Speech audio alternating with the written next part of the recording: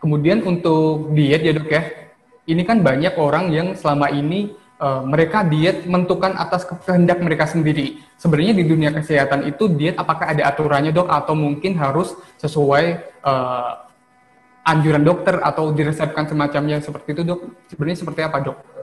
Ya, prinsipnya demikian, Mas. Jadi, memang di dalam ilmu kesehatan, ilmu kedokteran, ilmu gizi, kita mengenal beberapa istilahnya adalah restriksi makan. Jadi, seperti misalnya pada penderita penyakit ginjal. Ya, kita kenal banget itu disebut dengan diet rendah protein. Ya, karena orang ini tidak boleh kebanyakan protein karena ginjalnya akan semakin menderita. Jadi, tentu akan disusun menu-menu yang memang rendah protein. Tetapi orang ini harus tetap sehat. Atau diet dengan rendah kalium, low potassium diet. Nah, ini juga pada orang-orang yang menderita masalah dengan gangguan fungsi ginjal. Jadi kita akan memilihkan jenis-jenis sumber makanan yang potasium atau kaliumnya rendah seperti itu. Tentu ada tata aturannya. Berarti bisa dikatakan diet bisa dianjurkan oleh dokter untuk kepentingan kesehatan ya dok ya? Terkait Oh ya, penyakit ada. atau Kita semacamnya. punya ada beberapa aturan seperti itu. Nah, yang menjadi ngetren sekarang adalah masyarakat kita demi untuk dietnya karena ingin berat badannya kurus, Gitu ya? langsing, lalu dia mulai belajar lewat YouTube, mulai belajar lewat influencer, mulai belajar lewat orang-orang yang saya juga nggak tahu sekolahnya di mana. Nah, ini gawat. Ya, kalau orang Jawa mengatakan ilmu jarene sopombo. Akhirnya ikut-ikutan karena mereka akhirnya cuma target oriented.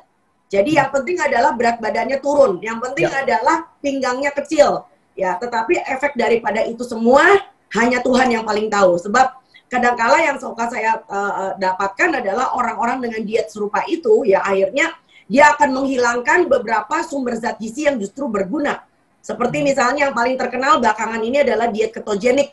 Ya, jadi artinya bagaimana orang-orang diet keto ini sengaja membuat keton bodies. Nah, kita mempunyai namanya badan keton. Itu muncul di dalam tubuhnya. Udah gitu bangga lagi. Kalau saya takut jujur ngomong. Jadi keton bodies itu akan muncul ketika di dalam darah manusia itu betul-betul kadar gulanya sangat turun, sehingga kemudian suplai tenaga itu diambil dari protein dan lemak. Ya, karena kita udah nggak punya karbo, karena makanannya sama sekali zero karbo.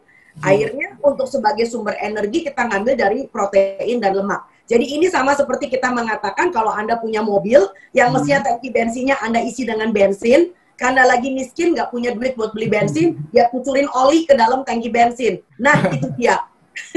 Jadi kelihatannya orang-orang ini kelihatannya menghabiskan lemak dan ototnya barangkali, tetapi lupa. Makanan-makanan tinggi lemak, makanan-makanan tinggi protein, akhirnya berakibat buruk bagi kadar kolesterolnya dia. Berakibat buruk pada kondisi ginjalnya. Bahkan penyusutan itu bukan cuma terjadi pada lingkar pinggang dan lengan. Penyusutan juga terjadi pada organ. Nah, yang saya takutkan adalah seperti yang pernah dialami oleh pasien saya, orang ini lalu menjadi malah diabetes. Nah, karena apa? Karena pankreasnya ikut menyusut. Kan semuanya susut. Begitu kurang lebih, Mas. Jadi ngerinya kalau kita itu tidak mempunyai panduan yang tepat dari dokter. Ya. Terima kasih sudah nonton. Jangan lupa like, subscribe, dan share ya.